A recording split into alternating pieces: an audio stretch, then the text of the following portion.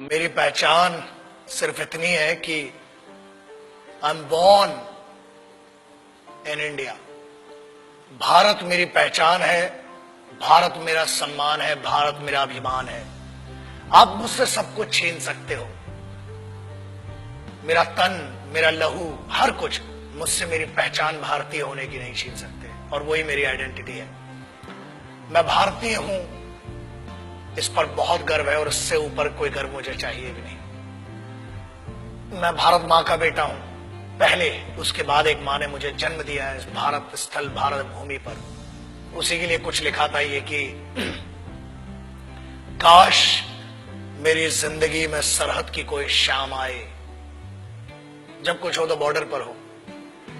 काश मेरी जिंदगी में सरहद की कोई शाम आए, काश मेरी जिंदगी मेरे वतन के काम आए। न खौफ है मौत का और न आरजू है जन्नत की, मगर जब कभी जिक्र हो शहीदों का, काश मेरा भी नाम आए, काश मेरा भी नाम आए। This is what I would love to introduce myself like that. अगर कोई पूछे कि कौन था वो, जब कोई पूछे मेरे बारे में, तो मेरी ये पहचान लिख देना, उठाना मेरा कमांडो डैगर और छाती पे हिंदुस्तान लिख देना।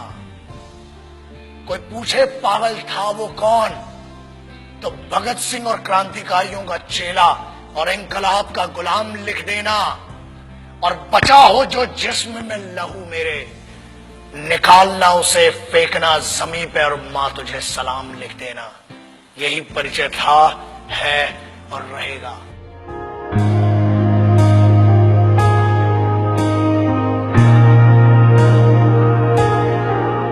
आजकल बहुत एक मुद्दा चल रहा है, देशभक्ति। कुछ लोगों ने उसे हिंदुओं से जोड़ दिया, कुछ ने मुसलमानों से जोड़ दिया, कुछ ने सिखों से, कुछ ने ईसाइयों से। एक बात याद रखना, हम पहचान हैं एक ऐसा महाविद्यालय, एक ऐसी university. It's like an university, it's like a college, the country is like college. We may have different wings, we may have different subjects, but we all belong to one college, and that college is Bharat, राष्ट्र। आप उसको हुब्बुल वतनी कह लें उर्दू में, अरबी में, उसको आप जननी जन्मभूमिश्च कह लें आप संस्कृत में, आप मादरे वतन कह लें, वतन की इज्जत कह लें, आप कुछ भी कह लें। आज बहुत जरूरी हो गया है उस ट्रेटर, उस गद्दार, या बेहतर लैंग्वेज में उसको गद्दार और चूतिया कहेंगे, उसकी बात करना जो आज की डेट में बड़ा सेलिब्रिटी बन के फिर रहा है। Let's talk about that person जिसने हर फौजी और हर इस भारत मां के बेटे को हर्ट किया है। आज उसके बारे में बात करना बहुत जरूरी हो चुका है। न हिंदुओं से न मुसलमानों से इस मुल्क को तकलीफ है गद्दार और बेईमानों से,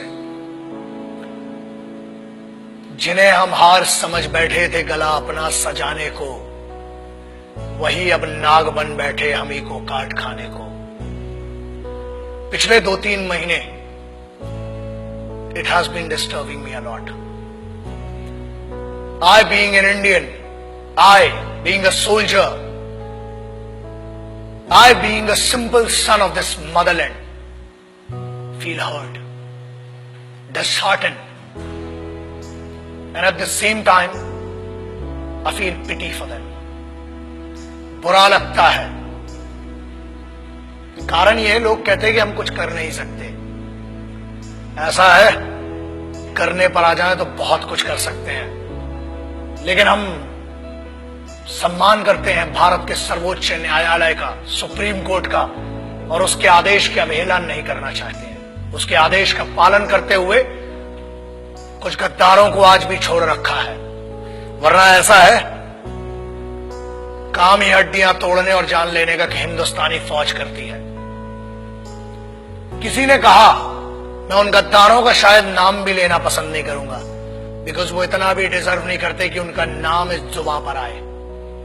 बट एक चीज बोलना बहुत जरूरी है। कुछ लोगों ने यह कहा कि भारतीय सेना रेपिस्ट है। अगर घरों में बैठे हो ना, और अगर तुम्हारी बहनें और तुम्हारी माएं घर से निकल के जा रही हैं, तो सिर्फ ये हिंदुस्तानी फौज है जिसकी दम पे तुमने भाई होने का, बाप होने का फर्ज नहीं निभाया होगा, मगर this is the only Indian armed forces which maintain that dignity of a soldier and maintains that brotherhood. आपकी बहनें, आपकी माएं अगर सुरक्षित हैं तो वो भारत की सेनाएं हैं जिनके कारण है। बोलने के पहले सोचा करो। और किस्मत बहुत अच्छी थी कि फौज के सामने नहीं बोला, वरना जो हीरो बना दिया ना इस देश में, फौज तुम जैसों को छोड़ती भी नहीं। मगर ये भारत का संविधान है, this is the constitution of India, जिसने बांध रखा है हमारे हाथों को। क्रोध करना मेरी आदत नहीं है, मगर आता है गुस्सा।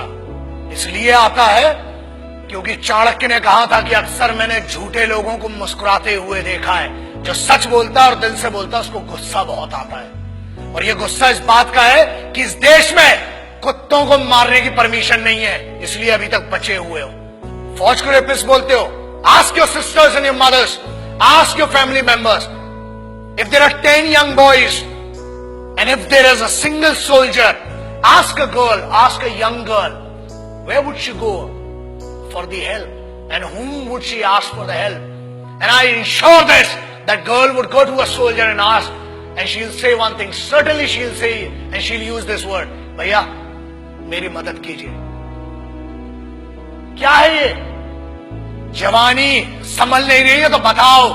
23 साल में शहीद आजम भगत सिंह, राम प्रसाद बिस्मिल, अशफाकुल्ला खान, चंद्रशेखर आजाद बड़ा बड़ा काम करके चले गए। बहुत गर्मी है, अरे सेना ज्वाइन करो, भारत की फौज, आओ दुश्मनों से लड़ो ना। घर के अंदर क्यों दुश्मनी का माहौल बनाते हो? एक बात कही गई जिसपे बड़ा दर्द हुआ कि अफजल, अरे वो गद्दार टेररिस्ट, उसके लिए बोलते हो, उसको हीरो बना दिया तुमने, वरना कोई जानता भी नहीं था। ऐसे बहुत आए गद्दार, बहुतों को फांसी लगाई। उसको कहा गया कि अफजल हम शर्मिंदा हैं, तेरे कातिल जिंदा हैं। I feel ashamed for these guys. तेरे कातिल मतलब क्या है? What do they want to say? तेरे कातिल कौन हुए? भारत का संविधान, सर्वोच्च न्यायालय ने उसको फांसी सुनाई है। हर हक दिया इस बात का कि पहले आपकी पिटीशन दायर हो, आपके ऊपर पूरा मुकदमा चलाया गया। अरे समस्या ये, हम तो आतंकवादियों को भी क्या बोलूं, भाषा फिसल जाएगी तो बहुतों के परखच्चे उड़ जाएंगे। आप कहते हो कि तेरे कातिल, चलो, it means you are blaming the constitution of India. Bharat के अगेंस्ट में कहने की ना हमने तुम्हें छूट दी है और ना आजादी। आजाद हुए हो तो भी इस फौज के कारण और उन क्रांतिकारियों के कारण जिनने अपना लहू बहाया है इस मिट्टी के लिए। तब बना है भारत का संविधान। You can not insult, you can insult me as an individual, you can insult one person, मतलब जो पीठा, जो न्यायाधीश थे, जो वो लोग थे जिनने फांसी की सजा सुनाई, आप उनको कह रहे हैं कि वो कातिल थे। अरे धिक्कार है आपके ज्ञान पर। I feel ashamed for it. पहले आप अपने फैक्ट्स क्लियर करें। अरे जेएनयू के एक लौंडे ने ये कह दिया तो उसको हीरो बना दिया। एंड नो वंडर्स, अगली बार मेंबर ऑफ पार्लियामेंट बन के बैठेगा तुम्हारी छाती के ऊपर। हीरो बनाने वाले तुम हो। मुझे किसी से पर्सनल कोई प्रॉब्लम नहीं है, इनकी औकात भी नहीं है मुझसे पर्सनल प्रॉब्लम रखने की।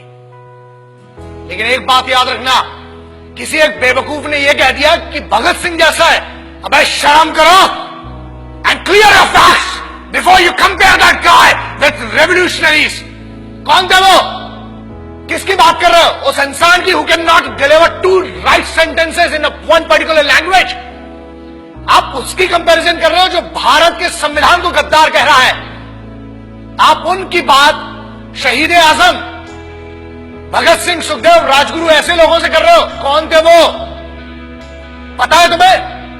तुम एक क्लास के एक छोटे से सब्जेक्ट को पढ़ के ज्ञानी बताते हो और तुम ये कहते हो कि क्रांति लाओगे। क्रांति होती क्या है? क्रांति सबसे पहले शुरू होती है राष्ट्र से। भारत मां या मिट्टी, I don't want to name this nation Bharat Mata और anything, but I want to say something. ये मेरी तो मां है और मेरे जैसे कई पागलों की मां है। याद रखना, बहुत छूट मिल गई है। अपनी आजादी का गलत उपयोग मत करो, वरना अगर छूट देना आता है तो लगाम लगाना भी आता है। बोलने की आजादी है, ठीक है, हमने आजादी दी है, बट वो आजादी किसने दी है? The freedom has been given to you by the constitution of this country. The honourable Supreme Court has some guidelines. The honourable constitution of this country has some guideline and we must respect that. आज आप एक बंदे को जिसको जमानत पर छोड़ा गया है उसको हीरो बना दिया. मेरा उस बच्चे से और मेरा उस लड़के से कोई पर्सनल प्रॉब्लम नहीं है, मगर याद रखना इस देश का हर दुश्मन मेरा दुश्मन है. इस भारत माता, इस मिट्टी के ऊपर कोई भी बात करेगा, that guy, that person has to face me and the soldiers of this country. आप कैसे भारतीय सेना को रेपिस्ट कह सकते हो? शर्म करो सेंटेंस के ऊपर. अगर आज भी बच्चियां सुरक्षित हैं, if the Indian youth, if everybody, whoever is doing whatever they want to do, if this freedom has been given to them, it is just because of one thing, that Indian Army, Navy and Air Force, the Indian Armed Forces are fighting for you day and night. जब तुम सोने जाते हो तब उनकी duty का वक्त शुरू होता है. शर्म खाओ इस बात के लिए. और याद रखना, भारत को तोड़ने की कोशिश मत करो. न हिंदुओं से न मुसलमानों से इस मुल्क को तकलीफ थी, है कुछ गद्दारों से और कुछ बेईमानों से. And I am telling you on behalf of every Indian. यार आप क्या बात करते हो? मैं इस देश के यूथ का सबसे बड़ा फैन हूं और मैं कहता हूं, मैं इनका फैन हूं, भारतीय युवाओं का. The Indian youth, I am your biggest fan. और याद रखना, अपनी आजादी का गलत उपयोग मत करो, क्योंकि आप जिस ट्रैक पर ले जा रहे हो तुम इसलिए बचे हो आज तक क्योंकि भारत के संविधान ने आज भी जानवरों और कुत्तों को मारने की आजादी नहीं दी है. अगर होती तो कब के निकल चुके होते. और आज भी इंतजार कर रहे हैं कि तेरा निर्णय सर्वोच्च न्यायालय करेगी. और अगर नहीं किया, keep my words and take my words. ये चेहरा याद रखना. हम बोलते कम है, घसीटते और मारते ज्यादा है. जय हिंद, वंदे मातरम, इनकलाब जिंदाबाद, भारत माता की जय. याद रखना.